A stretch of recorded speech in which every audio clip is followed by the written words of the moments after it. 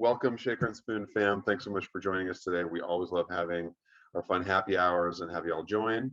And our special guest today is Johnny Codd. Depending on which of his cameras you are watching, you will either see his lovely face or his hands.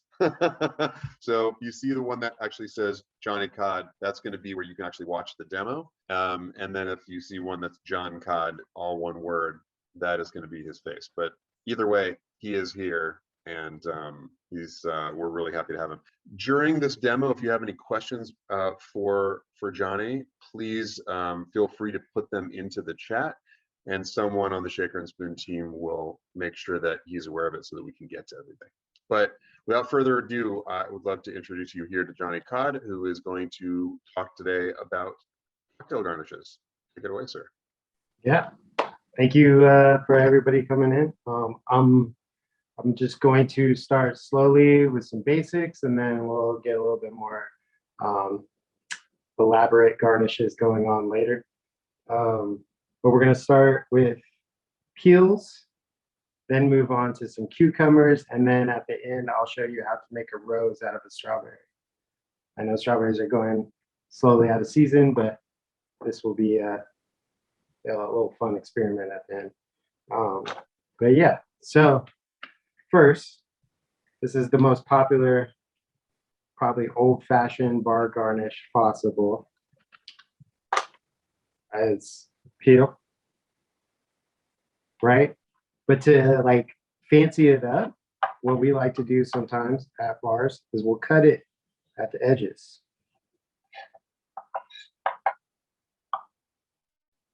Now, when you say fancy it up, is it really a matter of when you're doing like the basic, you're talking about like the parallelogram kind of thing, like just correct, right? So is it to make it fancy, or is it just that things that have clean lines just look? It is. Okay. It looks better. So like here's a peel, and then that is a little bit more clean. So show the one you just peeled, and show the parallelogram close up to the cam so people can see them next side by side. It's those really simple things, folks, that makes a huge difference. It's very strange how that works, but it works. Super simple too on cutting it. You're just clean cutting the edges. And this is what we do at our bar for every garnish. You're gonna get the same amount of oils, but this just looks a lot better. Yeah, that looks great. Right? And then this is just the start. You can go so many different directions when you have something like this. One of my favorite is I like to cut this little angle here. So you get those two. Can you see that? Yeah. Do the same on the opposite side. So it's like that when you turn it. And then what you could do is you cut a little slit in the middle, just enough to put on the rim of the glass.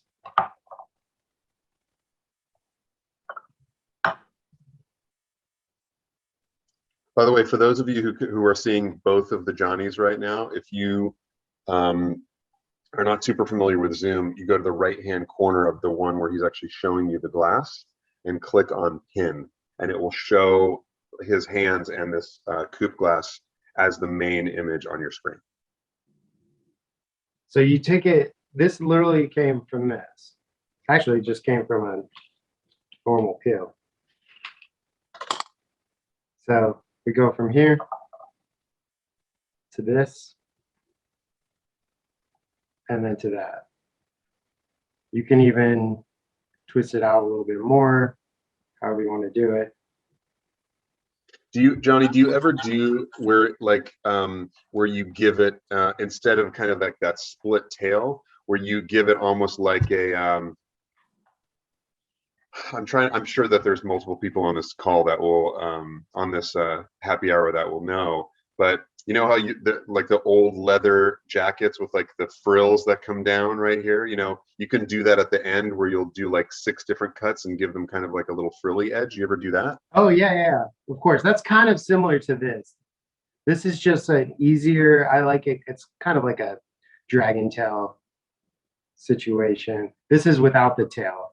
Fringe, fringe. Thank you. I knew that. I knew somebody would get Fringe. that. Yeah. Thank you. Yeah, and then here's like you can do bigger ones that open up. Always start with that little pellet, the little clean look that I like. Always starts with that. But then if you do like a little tight oval in the middle, but don't cut all the way through on one side, and you push it out. See that? Okay.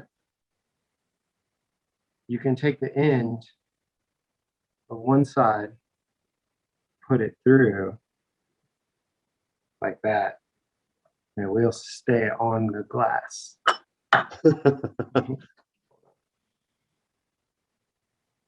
Yeah, so for you know, everybody with us today, a lot of these things have names and a lot of them don't. They just Yeah, we it's just make them up as we go. yeah. When Johnny and I were talking about this, I was like, you know, what are the names of some of the ones you want to show off? And then we both realized, what the hell are these things called? There's like, oh, there's the thing that you do this and then you do that thing to it, but I don't even know what to call this, but it would basically be a variation on twist, which is one of the things that everybody voted on in the survey. That's very cool. Do you have a specific drink that you like to use this on, or does it not matter?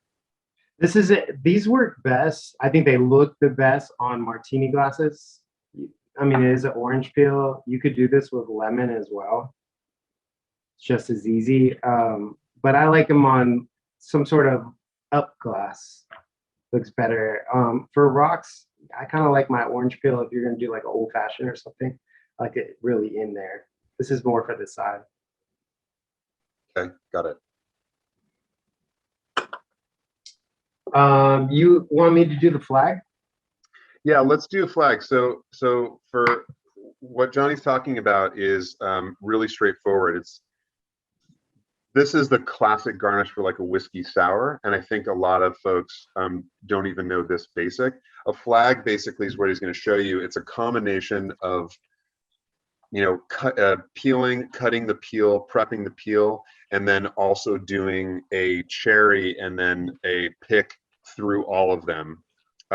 How you lay it on the glass is you know, up to the user or the person that's making the cocktail, but it's a classic way to do a whiskey sour, and it looks really nice on top of a foam drink at all. You'll see these, they're fairly common. Which cherries are you using, by the way, out of curiosity? It's just maraschino cherries, some cherries Okay. I picked up at the store earlier.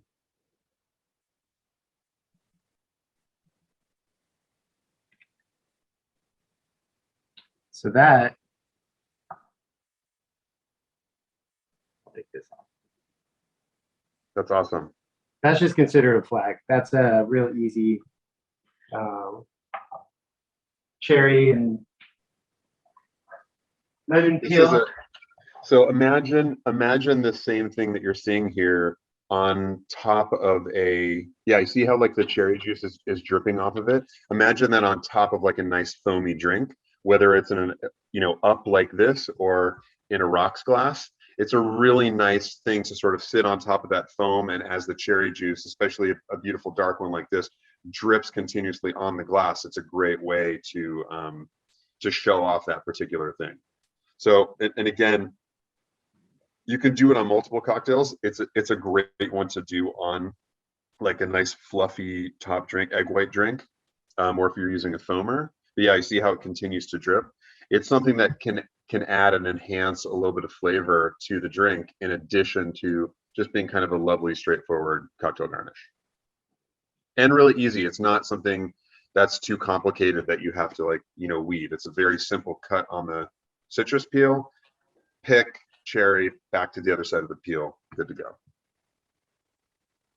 Oh, Amy said she's tried to flag multiple times. It looks like she tried killing your cherry. You know, that does happen also, but it is really simple. You pick a spot just like Johnny did at the end of the lemon, put that through, put the cherry through, have it go through the cherry, and then just get the other side of the lemon peel and you're good. But the beauty is, if it doesn't work out, you just eat the cherry. Everybody wins. Yeah. Julie asked, like, are you using maraschino cherry just for more dynamic color, or if there's another reason you use that?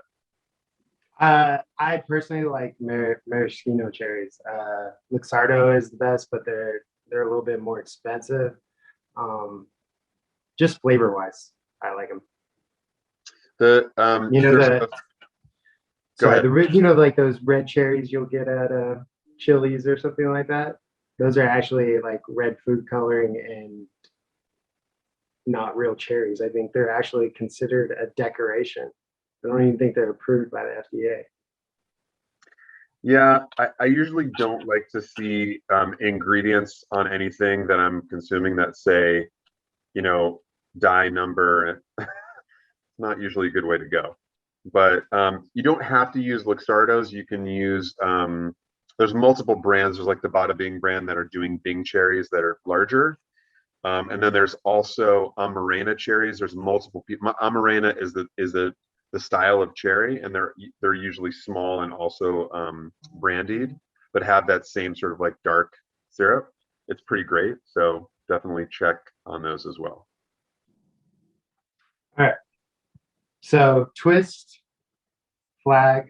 I'm gonna do pineapple because this is actually one of my favorite. It's not meant for edible, but it's really pretty in decoration, and I like it. And it kind of fits the theme of where we're going right now. So pineapple leaf. Okay.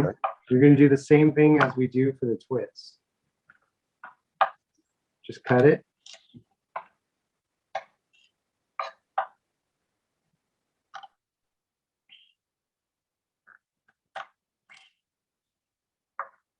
So you kind of get like that.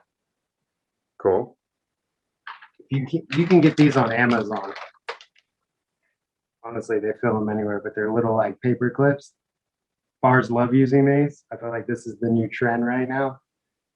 And then it looks something like that. That's cool. And for, you know, if you don't have access to a lot of fresh pineapple fronds, this is a great way to use a limited number of fronds for and split them up where they still give you the natural look of the two leaves coming out. Because a lot of people will use two full fronds and then put them sort of across each other. But the way that Johnny just did it right here is actually a really nice way to do it, where you can take you know, 4 fronds and turn them into 8 and have them work for multiple drinks. It looks great.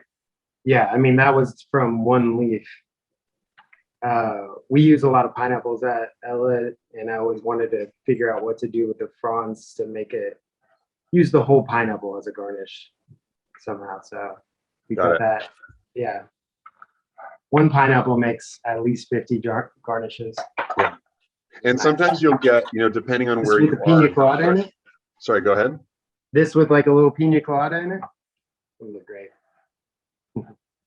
Depending on where you are and how fresh you can get your garnishes, sometimes you'll find that like the edges of those little fronds can be kind of like dry and not look very good. So just like Johnny showed you earlier with trimming the citrus, so it's a really easy way, like his method of taking, you know, one little frond and cutting it into multiple pieces.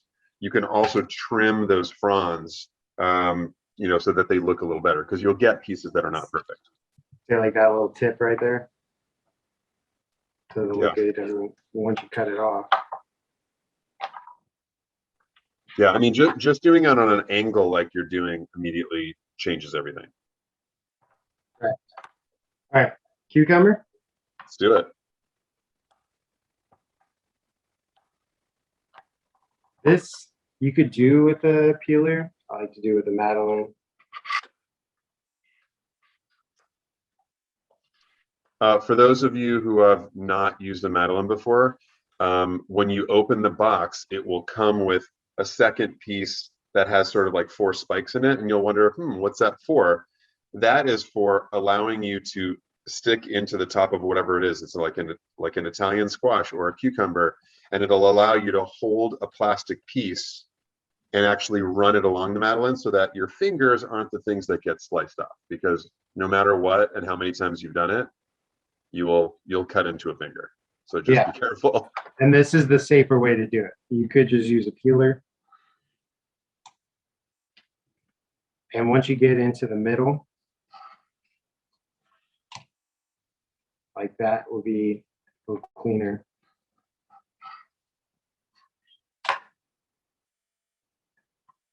Get one more here. So why would you choose a Madeleine over like a veggie peeler, a Y peeler? I like the thickness of the Madeleine because you can adjust how thick you want it, because you can see how thin that is compared to how thick that is. And then what drink would you make with the thicker piece versus the thinner piece? I mean, it's the same, honestly. Whatever piece you want. I like the thick just because it's easier to hold up in a drink. So, Collins glass. Don't mind my Christmas thing, but this is a popular garnish that we use. Now, are you doing these for like a Pimm's, or do you have like a specialty cocktail that you do with it? This is for the white linen on our drink, but this is what we use for Pimm's. This is what we use for any cucumber style drink you want to do. Vodka, lime, cucumber, and sugar. And that's a pretty cool garnish. Yeah, for that. That's great. Rose also said a Bloody Mary, that it is kind of a great sort of stylish way to do a Bloody. Yeah. One of my favorite, here's where you can elevate it though. So, full cucumber. If you cut the edges at an angle,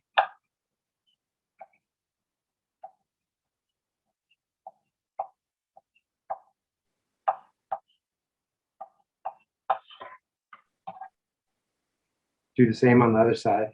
Okay. I don't even think I've seen this before. Just very short. Don't go all the way, less than halfway. Take this. I like to roll it up.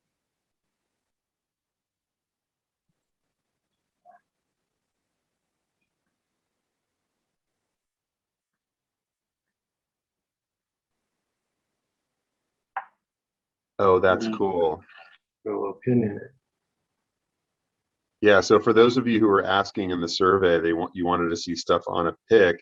This is a super it's obvious there's some labor that goes into it, but if you're making like a shaker and spoon cocktail, you know, you're not doing a bunch of volume. This is actually a really cool one to do at home. That's neat. I like that. We'll have to have the group come up with a fun name for it. If anybody has suggestions, please put it in the chat, because I'm going to call it the circular saw cucumber garnish. Yeah. That's really cool. But yeah, that's awesome. Yeah. And it's super simple. After you get your long, you could do it. You just cut it at the angles. Yeah, Amy mentioned that she's like, oh, I might have to do that for my my Begin Again box that she's doing this weekend. I mean, I feel like you could probably fancy up some sandwiches as well, like while you're at it. Sure. Julie says what it's called feathering. You're feathering the edges. Oh, there you go. If you call it a cucumber roll, people may think it's an entirely different thing than it is. All right. What about, so for example, let's say you were going to do something where you want to express the oil onto the cocktail and then also have, a similar garnish. Would you use that same peel and then cut it properly, or would you have prepped and ready because first? once you use, I would just double up on the peel. So if you want to use the orange to express over it, use one for decoration or garnish, and this will also for the smell. And then this, I would just spritz on the glass and use this one for the garnish. Awesome. So because like once you spritz this, like this is what it already turns out to, and it's kind of it's used already, so it's hard to reuse it. The oils are gone. It's thinner. I like to use a fresh peel. So if I do use expressions on a cocktail, I will use a peel and a garnish peel. Got it. It's basically 2 peels per garnish, or per cocktail, but that's how I like to do it. You could use this again, like I just express it. It will work. It's just not as, it's more flimsy, it feels like. Right. It would work much better for a floating garnish than an on the rim garnish. Correct. Yes. Yeah. If you were gonna express it and throw it in, then it wouldn't matter. Express it, toss it in. That's fine. Got it. Yeah. All right. I got one more. Great. Any questions? Let's see. No questions on here. Everyone's just enjoying. Ferris wheel is also a good name, Liz. Thank you. That's great. I like it. Green firework, cucumber blossom. These are all great. It's been a long time since I've done this one. Yeah. Well, it's okay. You're live right now, so should you take your thumb off, we'll all get to watch that. So please don't do that. So what I'm doing is you're cutting into the strawberry at the bottom, start at the bottom. Don't go all the way down and then pull back. You see that? Yeah. Pull back. And then you're going to go in between. So here and here. Then I'm going to go here. You're basically just alternating as you go up levels, right? Correct. Okay. But you never want to cut all the way through.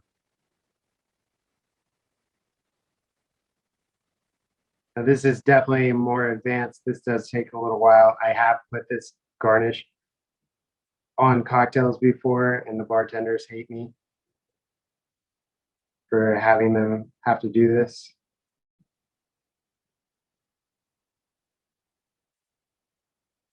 Do you have your your scissors with you to show those off?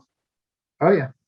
Okay. Oh, awesome. oh no, I don't actually. I have it. There's somewhere I didn't find those. Okay. Because that is yeah, that's really great. It's so easy to do. Let's see. Mary on the in the happy hour group said that she makes strawberry roses like this for cheese boards, but never thought of doing it for a cocktail garnish. I mean, it really depends on the cocktail. How do you support something of that weight on a drink? Like, can you show off how you would set it up on a glass properly? Yeah, sure. So I like to do it. It has to have rocks in it. Okay. So ice, ball, and then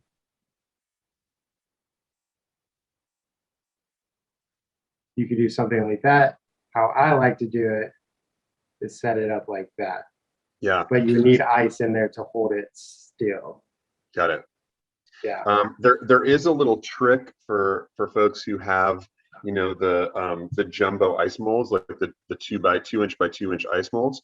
You can, and people don't really think about this, you can actually put a toothpick or something longer than a standard toothpick sticking out of the ice mold, so that and then go check it as it starts to freeze, move it in towards the center, or like off off kilter on the center. So when the ice block goes into the glass, you'll then have this pick sticking out of the frozen block, and you can stick things like a strawberry, or for example, that the flag that he made earlier, and have that be part of the drink. You just have to keep in mind that you now have a frozen toothpick in your ice, and you should try very hard not to stab your face with it as you drink your drink. That's awesome. Question for you, Johnny. Yes. At the various places where you've worked, when you were going through a number of oranges, limes, lemons for peels, what did you do with the whole fruit after? Oh, we juice it. Okay. Because once you peel the fruit, this is still good.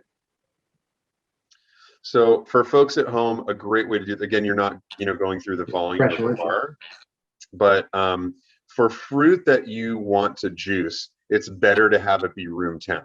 For fruit that you want to peel for garnishes, it is actually better to have it come out of a fridge and be cold, because then it's going to be a little bit tighter, which means with every cut, unless you're using a really thin side peeler, it's not going to express the oil until you start manhandling it. That's really when the oils are going to come out, when you try to actually express it. So you want to keep your fruit in the fridge for garnishes, especially for peels. But when it comes down to actually wanting to juice something, have it be room temp. You're going to, especially with limes, because they're smaller, you're going to get so much more juice out of it. But obviously don't leave it out too long, so that you're not going to lose it. These actually came out of the fridge. You're correct. I put these in the fridge a couple hours ago and took them out right before we started peeling them. Question from Jamie: what type of juicer have you found works best for citrus after the peel is removed? Once the peel is removed, it's a soft fruit. So honestly, you can use anything. Even the little handheld juicers work beautiful on that, because once they're peeled, the skin is the hardest part around it. These things, it's like soft now. So any juicer will work for that. There's not a particular juicer, I would say. Yeah, there's a if you find that you're juicing things often, the best ones are the counter ones. Those are really great because they have nice weight. You can put like your whole body into it. But yeah, I just have one of the standard stainless steel ones that has the coating on it, and has two sizes. That way, if I have a small lime, I don't have to have multiple. My favorite for limes are the ones like they use at Tommy's, or at, when someone is doing it on the fly. The ones that are sort of like rough aluminum, they're light, but you can just squeeze them very quickly. The heavier ones are more heavy duty, but you can sometimes do both limes and lemons and oranges. The only minus of those is that they may not have a setting small enough for like a key lime, which are key lime juice pretty fun. Let's see. One of the other questions was, do you ever or can you use those peel scraps for citrus sugars? You can make a oleosaccharum. Yeah. So oleosaccharum. We've done that before. So like leftover peels, you just grab a thing of sugar, throw all your leftover peels in there, let them sit for a day, and the oils from the peels will soak into the sugar, and then that makes it oleosaccharum. It's like a grapefruit, orange, lemon. You could do it all. For those of you who have been Shaker and Smith subscribers for a while, you've probably seen here and there like very specific oleosaccharums that have come in the box. And so basically what Johnny just described, it is very simple. You can take the peel. Mostly it's going to be citrus, because it's more about the peel than it is about the fruit. But you can take it and do a really slow cook down on it. It's very fun. It's very fun. And It comes depending on how long you steep or how long you cook. You can get a lot of flavor out of it. It's got a really nice amount of bitter in there as well. Can you save the leftover peels and use it in potpourri? Johnny? And you save over the leftover peels and what? Use it for potpourri. Sure. I mean, essentially it has the oils still. Yeah. So yeah, I've never done that, but I don't see why not. Me neither. One thing You that might I want to dehydrate it. Yeah, you could dehydrate them. Yeah. It's better to dehydrate them right off the bar, like, you know, at the end of the night, just gather all of the stuff and put it in a dehydrator. That's going to have the most amount of my concern is that like a lot of the oil is going to evaporate, but I think you'll get some. I mean, they're making candied things the same way. Somebody on the Shaker and Spoon team just posted the link to how to make oleo saccharum. So definitely go check that out for those who are wondering. Let's see. And then my question for you is technical. You're using like a Y peeler, like a Y vegetable peeler. Why do you do that instead of like a side peeler or a knife? So personally, it's just for my comfort, and then I think it's more for volume purposes. I've always used it because it's just easier on my hands. But I have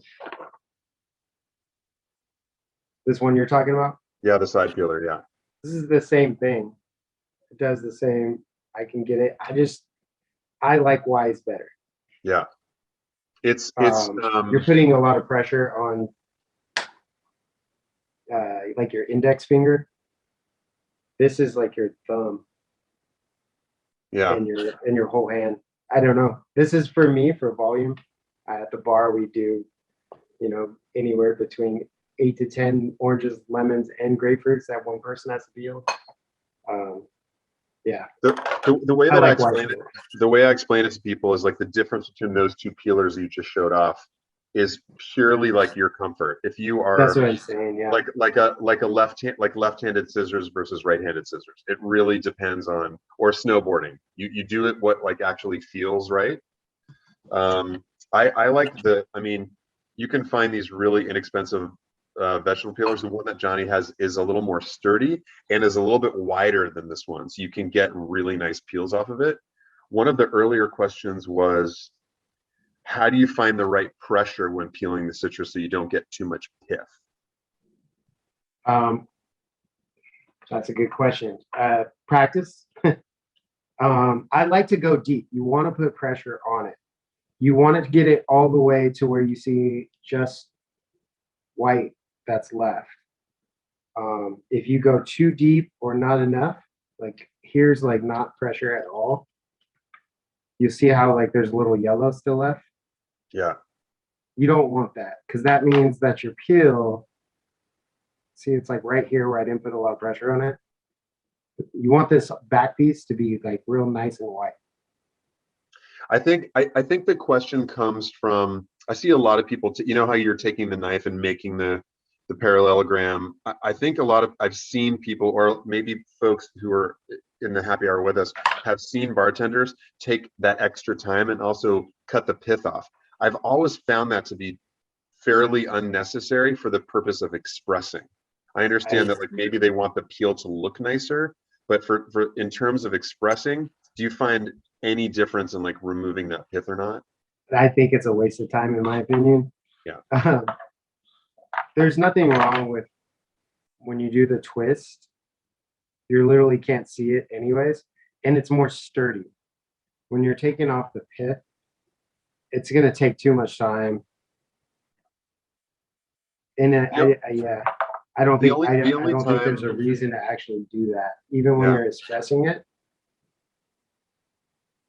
The only time I've ever found that's actually helpful, if you're making an oleo saccharum and you want to peel a little bit of the pith off, because what you do really want is predominantly the skin, but the amount of pith you would get off of a Y peeler is so minute, it's not going to make that much of a difference in an oleo. Someone may beg to differ who makes oleo more often than I do, but I've never had one that I've made with pith and had it be like make any significant difference in bitter. I agree with you 100%. I haven't tasted the difference. We had a couple people that joined us late. Is there before you have to head out, is there like one more that you can show off of like a really basic variation on a twist? Yeah, you want me to, I can go back to like the first one if you want real quick. Yeah, just so that they like one more time so that folks can like sort of zoom in and check out your technique on just doing a really nice wide peel, doing a cut on it, something like that. And then when you go, I'll show them a couple of other sort of very cool basic things they can do.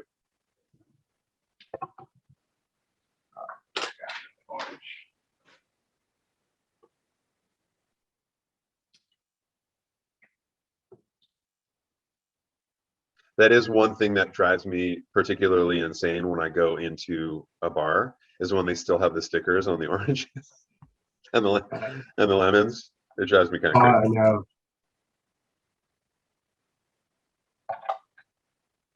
See, so what he's doing, for those that join late, he's just cutting off the edges and then doing 2 diagonal cuts on the end, so it ends up being kind of a long parallelogram, and it basically ends up being a really nice, beautiful, you know,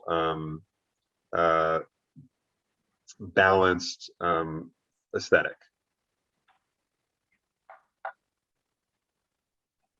So now he's doing 2 diagonal cuts, and he's going to show you how that works in terms of actually like putting it onto the glass.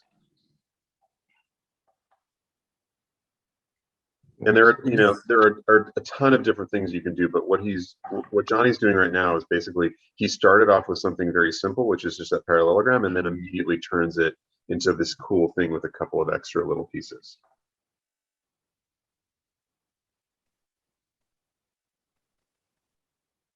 And he did a little slit in the middle so he can put it onto the edge of the glass. But you know, depending on how, like if it's a you know, something that you're doing with like a coupe, you can very easily put it on the edge, or you can do a cocktail pick over the top, etc. But either way, it's a pretty fun way to enhance the drink, and it does add a lot of aromatics onto it. Yeah. All right. Oh, interesting. One of the questions from Livia and Amelia: how do you get a channel cut peel to stay swirled in the drink? It often unrolls. Oh, well, I don't. You mean like this? No, like that, you know, like a channel cutter. Like if you're doing it like an old school martini twist, like with a channel. Oh, yeah. I don't have one of those on me right now, but I can make one.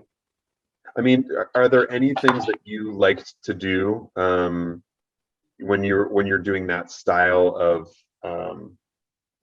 I don't know, that style of twist? Like that? Yeah. Yeah, I just put pressure on it. Like when you're pre-doing it, you don't be like soft with the twist. Like I just literally pinch it together, pull it apart, and it will stay. It'll stay like that Yeah. for most of your drink. The one thing that I can suggest, Livia, is make sure that the peel is not dry, or like what Johnny just showed you a couple minutes ago, where he gave you an example of how not to peel it too thin. You want to make sure that you do have pith, that it's like a nice cut, and it will stay like that. You can turn it, or you can twist it really tightly, and again, if it's like a nice fresh peel, it's not going to snap, it's not going to break, and you can even pull it. You see how he just sort of pulled it? It'll kind of do that sort of pigtaily thing. Give it a little pull like that, and it will stay for a while on the top of that drink, and it'll look cool. Yeah. And then the other thing, if y'all missed this, where Johnny showed you, like, have 2 peels, make one for the express, like the expression of the oils, and then have a second one just for the actual garnish. Because what I see a lot of people do, like, you go to it happens a lot in hotel bars. They'll have a cup there filled with already cut, like channel knife cut peels. They're just sitting in like a cup drying out, and so they go and twist those. They're constantly breaking, and they twist them over the drink to express the oils, of which there are not that many because they've dried out. And then that's it, and then you just drop it in the drink. So to be able to either have, you know, you guys, again, shaker and spoon regulars know those little aromatizers where you can use those and do like a little spritz over the top. That's a great way to do it when you like, oh my God, I have 15 people that just showed up and I have this one lemon. You can cut from top to bottom, use a channel knife, make a bunch of twists, use those as your visual garnish, and then take your little tiny lemon oil atomizer and spray those over the glasses. That way everyone gets really the function of the twist. And then you can also have the form as just kind of like a little bonus. Any other questions for Johnny while we still have him? Okay, so he did kind of like a little, Alicia, good point. He did like a little runway walk here of the various garnishes he did. So you want to point out each one?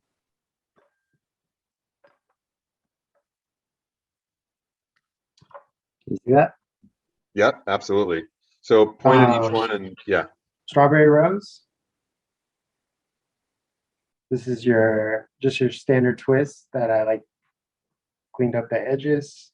This is similar to your channel knife. The flag, cucumber, pineapple with a little clothespin. Which is perfect if you have a bunch of doll clothes hanging around as well. Great second. Also, you can use the clothespins on anything, like even the twists will work for the clothespins. And then have we decided what you want to call that orange one on your bottom right? Whatever you want. I'm gonna call it the Flash Gordon because for some reason it like feels like that. I don't know why. Okay. But here I've got a couple Myers here. I like the way that because your Y peeler is a little bit nicer than mine. What I like to do is sometimes I'll do the Y peeler like this just from top to bottom, and sometimes depending on, you know, if I have a really sharp knife, I like to get a thicker peel. I will use a knife and go from top to bottom, which is, oh yeah, dragon's tail or a dragon's tail on dragon tears. That's great. Nice, Alicia. So you can use the clip as well, just for a twist. Yeah, that's great. Any other questions for Johnny while we still have him? Because he's got to go and run the show over at Ella's. So yeah. Okay, awesome. Well, Cool. For those of you who are with us, stick around a little bit. We'll go over a couple of things and get to everybody's questions. And then in the meantime, this will be on the Shaker and Spoon YouTube channel later. I'm gonna, normally what we do when we have, a bunch of people on our panel for the happy hour, we ask everybody to talk about, how their recovery from the pandemic has been, what they've done for business. But the one thing I want to remind people is we are specifically talking about Sacramento right now because that's where Johnny is. And we have Shaker and Spoon alum like Chris Sinclair, who now also has a bottle shop. So make sure that wherever you are, you're really going out of the way to patronize independent shops and independent dining and bar establishments, because they need us now more than ever. Like it's kind of crazy. Even cities that have come back are still struggling. So, and then of course staffing is an issue as well. And of course there's a puppy. There we go. Name? This is Dax. Is Dax short for daiquiris? Yeah. Yeah, sure, let's go with that. Awesome. Well, Johnny, thank you very much. I appreciate it. And folks will watch you later on YouTube. Anyone that's in the Bay Area or Northern California, make sure that you go go to Ella's, because it's a great spot. Johnny's technique is spot on, just the way that and I'll show you some close-in things here on my cutting board. The way that he used the Y peeler, the way that he used the knife, everything was very pro. But these are all things that are meant for you to be able to do very easily at home. So I'm going to do a couple of quick things right here. I'm going to zoom in. So this is the Y peeler. Again, if you have this one or you have that side peeler that Johnny had, that's same. It's whatever works better for you. The way that I like to show people how to do this is you get pretty consistent if you go from the top to the bottom of the fruit. And what I like to show people to make them comfortable is you do a little bit of a cut at the top and you hold it like this, almost as though, and I know this sounds strange, but almost as though you're like pointing like a water pistol at someone, right? It's a very like simple, straightforward way to hold it. And technically the only thing I'm doing with this hand is holding onto the lemon as I peel this. So I've cut a little bit into the top, which you can see right there. And then as soon as I clear that, I'm going to hold that top with my finger and go all the way here to the bottom. And then I have a really nice, perfect peel, right? So I've done a nice clean cut off the top. It allows me to probably do between 7 and 8 around this. You know, it's a Meyer lemon, so it's a little bit bigger. I could probably do seven or 8 nice strips. And then I still can bring this down to my cutting board. And this knife I love so much. I actually got it when I was in Greece in like 1998, and I just keep sharpening it until it's going to waste away. So you can do that nice little, the little parallelogram that he did, or you can do something fun like this since we were talking about Flash Gordon. I'm just going to do this. Okay.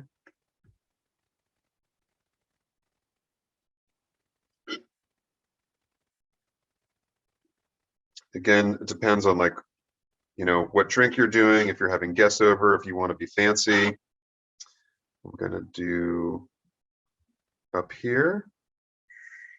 Nice little cut.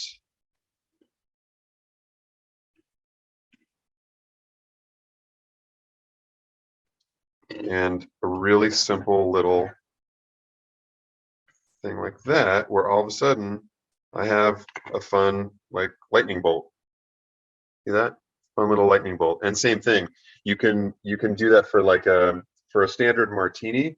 You can use a second peel, express that over the glass, and then use this as like your float, which again, it's nice and thick. And again, it's a super simple, really, I mean, this is not a perfect, this is not a perfect lightning bolt, but just to show you, you can do sort of whatever you want. A lot of people I've found are using, small cookie cutters. You can do that. That's a super easy way to do it, like the cookie cutter molds. You can do like a nice thin thing as long as you are, as long as it's small enough to incorporate that small of a peel. Trying to remember where I saw that. It wasn't something for kids, but it was meant for small little finger cookies. Oh yeah, and you could also do that, as Angie said, you could do this with one of the little clips, the little clothespins. Another easy thing to do is if you don't have a Y peeler or you don't find any of these to be comfortable enough, you can do the knife and do the exact same thing. Slice a little bit into the top, okay, and then again you'll eventually figure out what how thick to cut in, but you really want to keep it so you see how along this edge you can really see the knife, like it's a little bit darker over there because that's where it's thin. You want to make sure to go in but not too far in so that when you pull this all you see is pith. You're not cutting into the fruit, but then I have a nice thick peel that I can use to express, right? That was something that we sort of blew by when Johnny was on because I wanted him to focus on his garnish technique. Something that we don't talk about very often, and for a lot of you who are going to very cool bars, you'll see a lot of times they'll do that full express. Let me turn this up a little bit, okay? You'll see them do that full express, right? Now, the only thing that you really need to do is, my friend Kathy used to call this the Batman because this kind of looks like the bat symbol a little bit. It's a stretch, but work with me here. But it's just, again, to give a name to something so that you remember what to do and how to do it. So really what we want to do is, like, where are we, when you hand this drink to someone, where is that person focusing? They're focusing on the top and around the edges. right?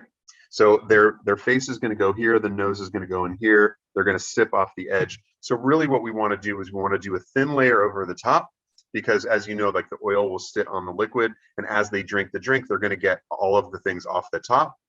What you really want to do is, as you spray it around, get it on the inside of the glass, so no matter where they're drinking from, they're going to have a little bit of that oil, which means they're going to get that aroma, which honestly makes it in terms of the taste of the drink as well. But you'll see people do all this thing where they're rubbing and I'm partially because we were running volume bars, and that kind of frilly sort of thing was kind of a time waster, but also because with a beautiful glass like this that you're handing to a guest, rubbing this on the outside can sometimes cause oil streaks that end up looking pretty bad, right? So if anything, you could do it just over the top, but really what you want to do is you want to get one blast over the top, maybe a couple on the sides, so that you have a nice layer of, I mean, you've seen it, like you'll see the actual, I'll do it in front of my shirt, hopefully it'll come through. You see that little blast? Like, it's really visual when you do it on black. Get it like a nice peel like that, and then it's all over your hands too, right? So one of the really cool things, and we talked about this on like a one-off session that we did. Now that like this oil is all over your hands, think about where it's going to be for the guest. So one of the things that I like to do is, if it's all over my hands and I haven't sprayed the actual stem, which I also like to do, give the stem and the base a little spray. If you forget to do that, or you're going quickly and you end up with the oil in your hands, do a nice little thin something like that, because again, you don't want to streak or just look bad. But as the guest, anybody here a Seinfeld fan? I think we've talked about this before also. Just another little pop culture reference to stick in your head. There was a thing that he would do where he would leave something at a woman's apartment to give him an excuse to have to see her again. If she's like, I don't really want to see you again, he's like, yeah, but I left my wallet there, so I got to come pick it up. So this thing that you're creating, why are we doing garnishes in the first place? We're doing garnishes as a way to make this person remember this moment. We want them to taste a great drink. We want them to smell a great drink. We also want some cool visuals. Otherwise, like if we're just doing this, it's a cool thing to look at. It's all about the drink, and this is a bonus, right? May as well make it look good also. They're also going to be thinking about it way after, whether they're on their third drink or whether they've gone home. But think about it, if later that night, they're no longer in your glorious presence and they go to like scratch a cheek or go like this, and they smell that fresh citrus that they got from touching the stem or touching the glass. God forbid they held the glass like this, but they touched the stem and they got some of the Meyer lemon oil that you sprayed on there, and they get that smell. All they're gonna be doing is thinking about you and thinking about that cocktail, right? That is an experience that keeps going even after you walk out the door. One thing that I will do, because we do have two really cool prizes for trivia today. So I should get to that. So we get to everybody before people have to take off.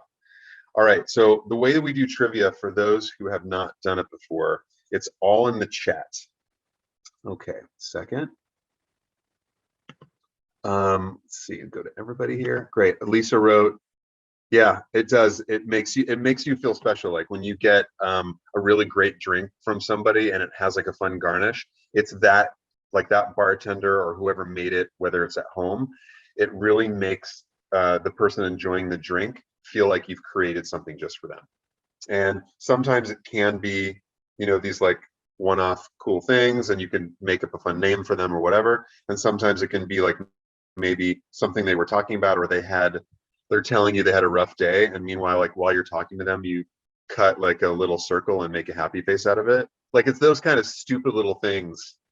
Or somebody asked for a great one that I always found is you're making like a great like a breakfast martini, which is sort of a modern classic where it's a gin sour, but you are for the sweetener they're using orange marmalade. Really great drink. Definitely has like a good amount of bitterness to it, especially if it's a good English orange marmalade or Italian. and it definitely has that feel of breakfast. So what I like to do, because the orange is in the drink, I'll take a lemon, and this is another cool garnish that you can do. Hold on. Can everybody see this? Great. I like to do an actual circle. So I'll cut in here, I'll go wide and then go thin again, right? So I have a nice, beautiful little circle right here. This is an easy one. I try to do it where I have the ability to cut more of them off. And then what you do is you express it just like you normally would, and then you flatten it and put it onto that foamy top of the drink, and it looks like a sunny side up.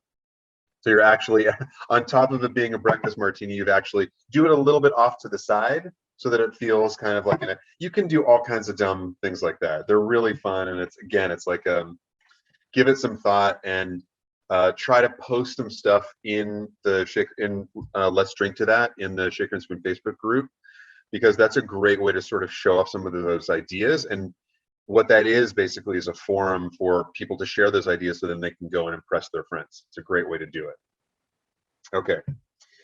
Last but not least, as part of this thing that we're talking about to support your small, bars, cocktail bars, restaurants, and bottle shops, our two prizes today are very, very cool. So one of them is one of the Cocktail Kingdom full toolkits, and it's called the Essential Kit. It's in the Shaker and Spoon Make More store, and that one's very cool. And that was sponsored today by Union.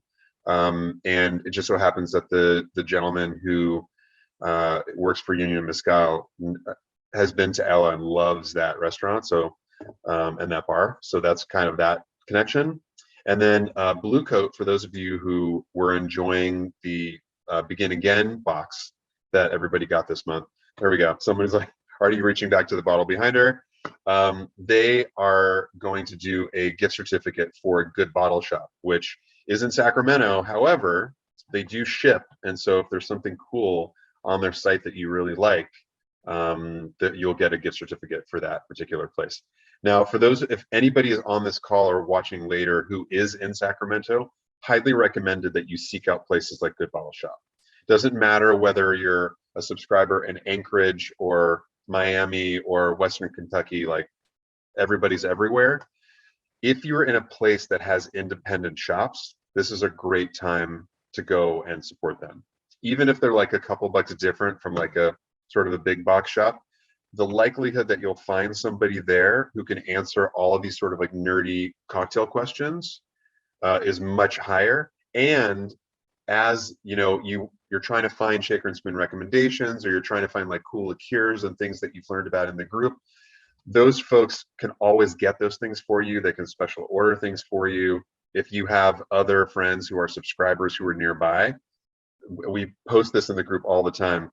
If there are 6 of you, that's all you need in order to get a case sometimes. So for a store to order a case is so much easier and so much less expensive per bottle. So you can always find 5 friends who are subscribers and go in on like a case of something. So, help those shops help you. So the 2 questions are going to be, one is going to be, for those of you who are on your computers, it may be a little easier than the phone, but there is a very specific bar in London that has a Garnish named after it. And if any of you can post that in the chat, we did not talk about it, but if you can find it and post it in the chat, you will win the Shaker and Spoon Essential Bar Kit with Cocktail Kingdom. I will give you a hint. It is a type of lemon peel. And I'll be super impressed if you get it quickly. Let's see. It's not Oliver Twist, but I do like that one.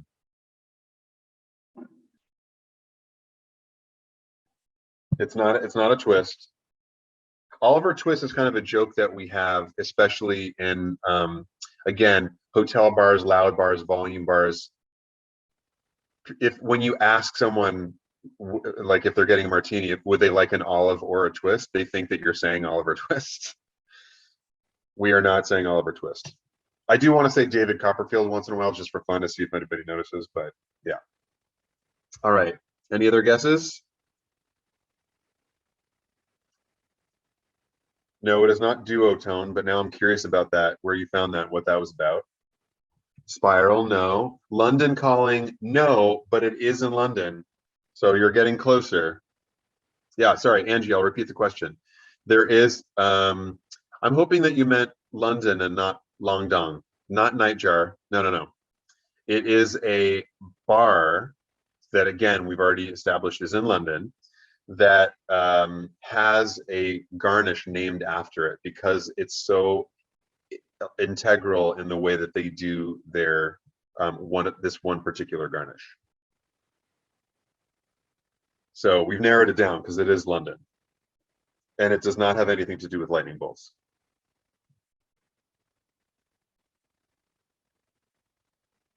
Let me Google it on my end and see whether or not it comes up really quickly. Let's see.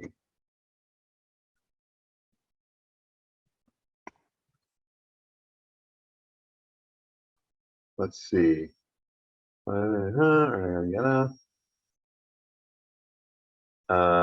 Yeah, it's on the first page.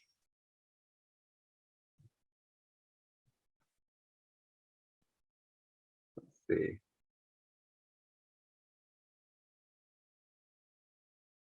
Okay, I will give you another hint.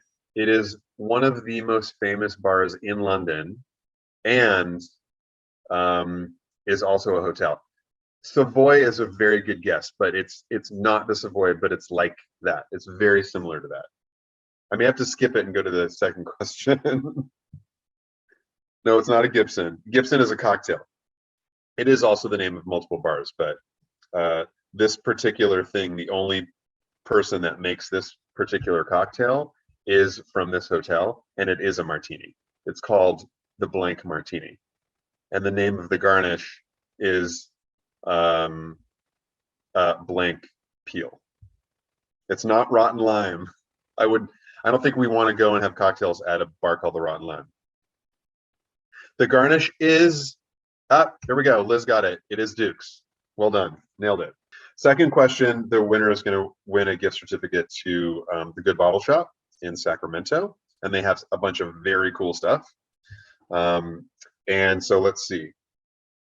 All right, one of the things that Johnny talked about was was a cocktail that they have at their bar that he uses his cucumber peel for. What's the name of that cocktail?